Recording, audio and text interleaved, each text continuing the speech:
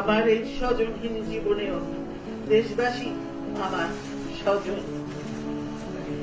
আল্লাহ আমার একমাত্র ভরসা।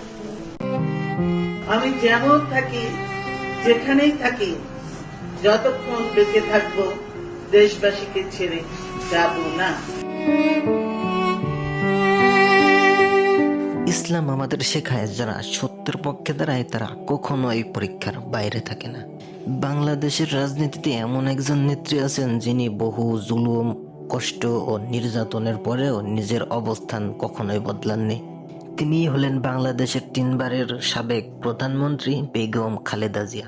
স্বামী শহীদ রাষ্ট্রপতি জিয়াউর রহমানকে হারিয়েও তিনি একজন সাধারণ নারী হিসেবে কখনোই ভেঙে পড়েননি।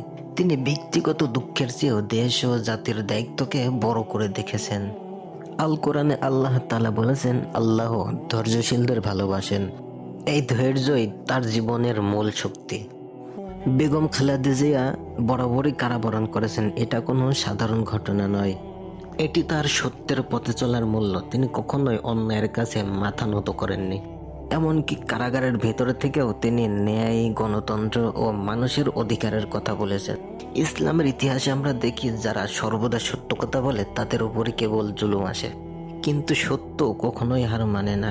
এজন্যই তার মৃত্যুতে আজকে বাংলাদেশের 18 কোটি মানুষই শোকাহত।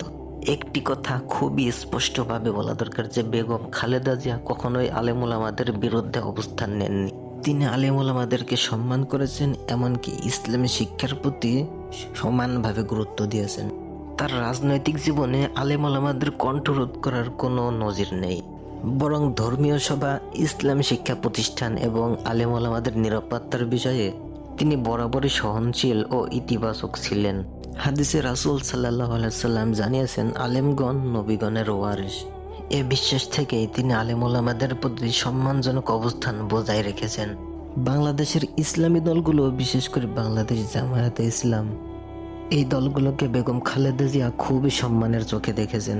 বেগম খালেদা জিয়া কখনো ইসলামী রাজনীতিকে দমন করার নীতিতে যাননি, বরং গণতান্ত্রিক রাজনীতির ভেতরে তিনি ইসলামী দলগুলোর রাজনৈতিক অধিকারও স্বীকার করেছেন।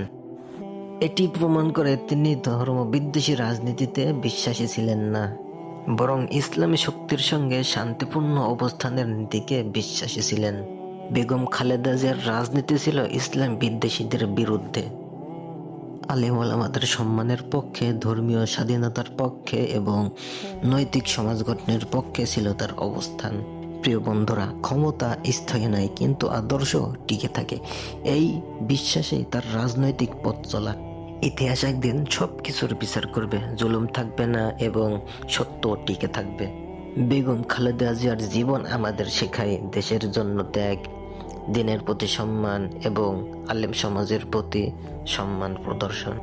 এগুলোই একজন মুসলিম নেতার আসল পরিচয়। আল্লাহ রাব্বুল আলামিন আমাদের সবাইকে সত্যের পক্ষে থাকার তৌফিক দান করুন। আমিন।